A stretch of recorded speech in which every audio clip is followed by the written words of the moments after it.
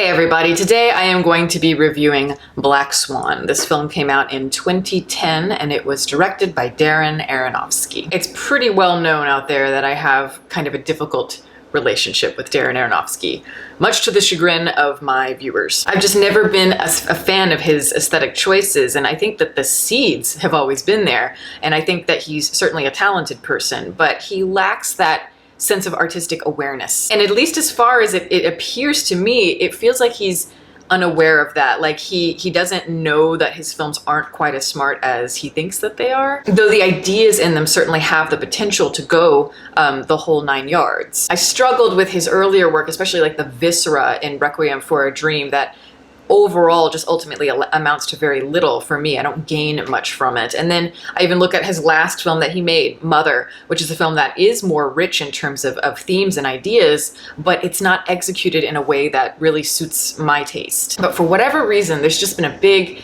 disconnect with me in terms of his work. And when I originally saw Black Swan 10 years ago, I also struggled with it a lot, and I decided to revisit it this time because I've been getting into a lot of those films like Suspiria and The Red Shoes, just twisted surrealist ballet movies basically. And I have to say, watching it this most recent time was just, it was like, it was so frustrating because I'm torn yet again. There are things about it actually that I admired, things that I didn't appreciate initially when I saw it 10 years ago. And yet there's still so much about it that I still have the same complaints about when it comes to Aronofsky films. And in some ways I'm even more frustrated with this film because I really, really like the idea behind it. I really love the premise, and I think in the right hands it could have been something really unique. Could have been like a cult masterpiece of sorts. It's such a great angle to tackle, it's this coming of age story, but it's also this kind of metatextual critique on creativity and art as a destructive device. The film is very reminiscent of The Wrestler, which came out, I want to say 2008. That was the film that he made previous to this one, and that one received a lot of commercial success and certainly a lot of critical acclaim. But this film, even though it has a lot of similar ideas about it, pushing to the edge of destruction for your art and for your fame and all of that, to me it's much more ambitious and takes it in more interesting directions. It's more daring, it is stripped down, but not to the degree of The Wrestler, and it's more of it's less of a character study, and it's more of a kind of a psychosexual surrealist piece that it's got a lot going on in it. It's part black comedy, it's part body horror, it's part kind of psychedelic odyssey into rebirth, or your full evolution, your true form, all through the framework, the archetype of ballet, of dance. And ballet is the perfect framework for these ideas because it is an extremely competitive type of art form, and one that appears to be so porcelain, so perfect, so dainty and lovely. Yet when you look closer, you realize it is a really brutal art form, grueling in so many respects, especially on your body, so that romanticism is tinged with the bitter realities, and that can be played up in very interesting ways in a very melodramatic type of story with very resonant themes. Like I've said before, we've seen this done very well in the past, like I mentioned before, Suspiria, and especially The Red Shoes, one of my favorite movies of all time. With Aronofsky, I feel like I need to really talk about the things that I like before I go into the things that I dislike. And I think that's a key point, because there were a lot of things that I actually admired about the film and that I found very interesting. And I do think overall this is one of Aronofsky's more successful pieces, one of his most cohesive, and I want that to be made clear. As an overall piece, the idea behind this is fantastic. This feels like the type of movie I would want to make, or that I would want to write. You have multiple genre influences and tones and themes going on, all within one story, and yet it moves very well, and it remains very focused and very straightforward. It's not even 2 hours long, and yet time flies by as you're watching it because everything feels very full of substance and integral to the overall effect of everything, integral to the plot. One thing that I think is often neglected when it comes to conversations about Aronofsky as a creative person would be his humor. I think that he's really, really funny, and I can never tell whether or not he is aware of that, whether or not it's intentional. And the only reason I say that is because when you hear him talking about his movies, he's very intense and he seems to take it very, very seriously. You hear him, he's speaking in very lofty terms as though he wrote the deepest thing in the world, or he thinks he's written the deepest thing in the world. And I'm just kind of like, no, man, embrace the humor, embrace the black comedy. It's very evident in the film Mother. There are a lot of similarities between these two films, especially thematically, but even just in terms of influence. They both have that kind of Euro trash influence going on there, where the horror seems to be pushing right on the edge of complete farce. And there's something about that to me is very eccentric but compelling at the same time. And there's a huge part of me that just wants to embrace that and wants Aronofsky to embrace that, because I think that it is one of his more unique and interesting attributes as a filmmaker. And there is part of me, yes, that embraced the trashiness of this particular film. And there's a lot of that because, the script is silly, the characters are silly, the dialogue is silly. Blurring the lines between that humor and the darkness to me is an exciting prospect. Of course, this is meant to be a psychological horror film, a body horror film, meaning to show someone growing into themselves, shedding the adolescent skin, so to speak, and becoming a woman. And this is mirrored in a very meta sort of way, because this is a story within a story. You have the protagonist here, Nina, who's the ballet dancer, and her life is mirrored in the ballet that she's performing in, Swan Lake. And that whole idea is just really cool, I think. There are two particular characters that I think are integral to the overall part of it that aren't talked about that much, and that would be the overbearing, kind of bitter stage mother, Nina's mother, and the character of Beth, who is the aging ballet star, played by Winona Ryder. I think that's her name, Beth, in the movie.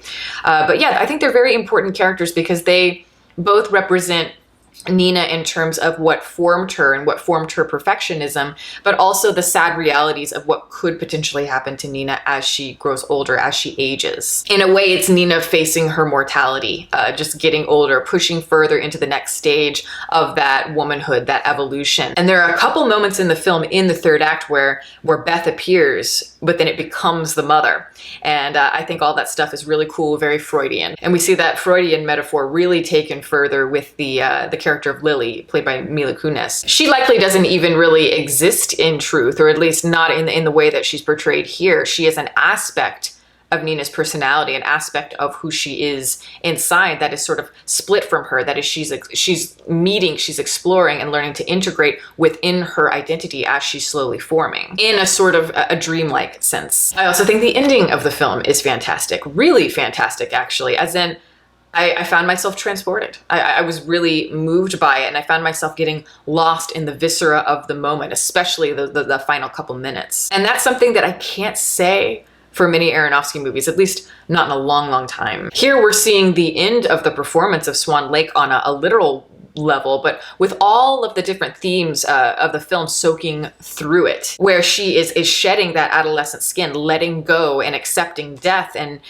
that's how she is becoming her true form. She loses herself in her art, which means giving in to that destruction. But at the same time, for me, when I watch the movie, I feel a sense of liberation when I watch it, more so than sadness. Though I do feel that it's kind of a conflicting feeling. There's a beauty to that. Letting go of that childlike self can be very thrilling. There's an ecstasy to it. She's seeing what it means to let go of that perfectionism, all the things that she's been taught, all of those means of control, and becoming an individual, thinking for herself, and starting to feel all kinds of different things all over the spectrum through new experiences.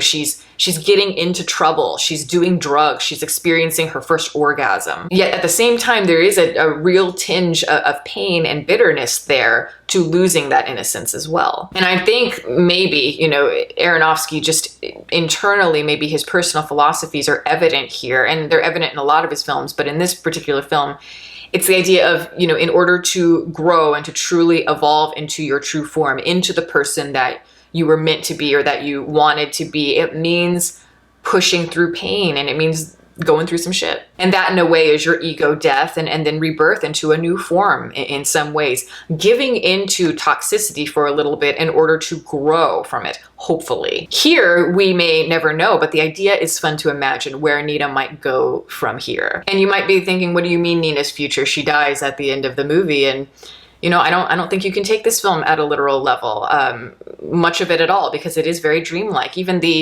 as an example, the scene where she stabs Lily in the stomach, it's not literal. It's in a very psychological sort of dreamlike way, where it's a metaphor for Nina kind of confronting that budding aspect of herself head on, confronting the toxicity and all of that. And when the blood appears on Lily, and then suddenly it appears on Nina, that's when it all clicks for you. And when it appears on Nina, you know, she's wearing this kind of pristine, angelic, white swan costume. Yes, like I mentioned, the menstrual blood, I think she's just becoming a woman. It's not a literal death, it's more of a rebirth, literally gaining the wings to fly, and she's shown with actual wings. Sacrifice in order to gain something. It is a fantastic way to merge all of these ideas together, and there's not much about the ending that I would do that differently. And I love the last moment where she has that little slip in the dialogue where she says to Tomas, she's like, I felt it. And he says, what? Perfect. Excellent, excellent, excellent. Leaving us with so many conflicting emotions, but they are powerful emotions. So yeah, there's a lot to like here. I think that maybe I initially dismissed when I saw it originally, but there's a lot of potential as well. And the word potential kept popping up in my mind constantly as I was watching the movie, which is maybe a good way to segue into the things that I dislike about the film, because I do have a lot of issues with it. Maybe it's because the subject matter really just naturally resonates with someone like me. Maybe it is because I just live for these kind of surrealist psychological horror films, but I couldn't help but be really excited by the idea of it and the potential directions that they could go with it. But again, as I said at the beginning of this review, just ultimately being disappointed yet again in the execution. And I can't help but think, you know, as I watch it, this could have been so brilliant in the hands of a different director entirely. I'm thinking somebody like a Dario Argento or a Roman Polanski, even like a David Cronenberg. All filmmakers that have a taste of that cynicism, certainly a taste for the grotesque and the surreal and the ambiguous, as well as having a knack for that kind of biting humor, that satire mixed with the horror elements. And in my opinion, all of them are far more interesting directors than Aronofsky. For me, Aronofsky has very good ideas, but I don't think he has the true imagination, or maybe he does, but he doesn't have the gutsiness to really take it all the way, to transcend his own boundaries. I just always find myself wanting more when I watch his films. I always want him to push further, to push more into grotesque areas, to more uncomfortable areas of the mind, in more kind of off-kilter, more unique, more thoughtful ways. And just overall, I think he's too soft for me as a director. He's too Hollywood. To have ambition like this, I feel like you need to go more in a European direction. Look more to the European filmmakers, because they're just less prudish than American filmmakers overall, and I've always just kind of appreciated it. They're more bold and unafraid to tackle taboo subjects, and often they do it in ways that you never forget. A great movie I kept thinking about as I was watching this film was Julia Ducournau's Raw, which came out a few years ago, which is also a body horror film, a coming-of-age film about a young girl becoming a woman. But it's handled to me with a lot more mastery and craft, real humor, real physicality. It's gnarly and unabashed, and I really wanted this film, Black Swan, to go into those same areas, but it just didn't to that extent. I want to feel Nina's transformation. I want this movie to get messy, maybe even go a little bit off the rails, to really plunge into that phantasmagoria. And I think to have an actress at the center, this actress needs to be fearless. Absolutely fearless, no hesitation from the moment that director says action. She needs to completely lose herself in the ecstasy of the performance in order to reflect the themes. I'm thinking go full-on Isabelle Adjani in Possession as one of my favorite performances of all time. That girl in that movie is so physical and so committed to that performance. It is astounding. She mesmerizes. And Natalie Portman, and I've felt this way overall about her career, has just never had that kind of wild abandonment in her role. She's too mannered in her demeanor and her performances for me to fully be convinced by them. Not to say she doesn't do a solid job here. I think this is one of her better performances, and you can really tell she worked hard for this, put a lot into it, and yet still she's just not transcending. It's still too controlled. So her arc from like this kind of little girl, this innocent girl, into this young woman, it's never quite convincing for me. It's getting there, but it's just not quite pushing over the edge. And I think just a lot of the tangibility is not there for me, and it should be, because this is a kind of a body horror film. Like, you know, I just reviewed Videodrome. I feel Videodrome. I feel Suspiria. I feel possession. They have stronger viscera in them, I think, because they feel more personal. They are less controlled, and they're digging deeper into the subconscious, into those abstractions. In this film, when it comes to kind of reflecting a lot of what is internal in the mind, it feels kind of like a diet version of those films, aesthetically, very surfacey, where it's not sinking in its teeth. And I wanted it to really go for that really deep kind of Freudian psychedelic aesthetic. But the mise-en-scene here is way too obvious. Like, it's like an eye roll. You see a lot in the color palettes, a lot of constant blacks and whites and pinks and, you know, mirrors all over the place. And it just, I don't know, all of those are just such easy metaphors, and they feel so forced. There's even a shot, and this one made me laugh out loud actually, where she goes back to Thomas' apartment after the party where he introduces her as the Swan Queen, and he has, like, you know, artwork all over his apartment, and one of them looks like a literal Rorschach test, and I was just like, really? There's just a lot of aesthetic choices here that are very on the nose, and when even in just the sound design, I'm really not a fan of the sound design at all, even though that gets a lot of acclaim.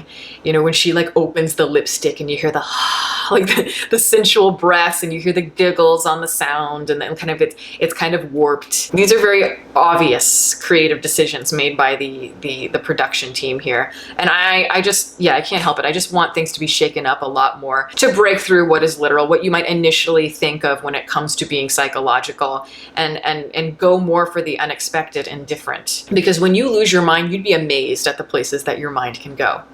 And that is more realistic to me. And the script itself could use a lot of work. I kind of had like a metaphorical red pen, and I kept just wanting to, like, you know, mark this, mark that, take this, put it here. Though I enjoy the humor of it and the silliness of it to a degree, as I said, I think it could stand to bring a little more originality to the characters, and not have the dialogue be so forced and kind of packaging those archetypes so neatly. And I don't like the cinematography either. Rarely do I like the cinematography in an Aronofsky film, particularly in his later work, because it's just, you know, I know what it's trying to do. It's kind of trying to go for that kind of stripped down, grainy sort of thing where, you know, everything, the camera's handheld and it's constantly following the actors, you know, kind of on their shoulder. But there's just no imagination for me there. There's no real depth to the composition, no spatial cohesion. Nothing in it feels complex or where it's really reflecting the themes in an interesting way. It's going for what is very easy and what is very immediate, just like the pure viscera, without really earning it. And yes, I know I've said I want this film to be bold and very raw, but I don't want it to be obvious. And I feel like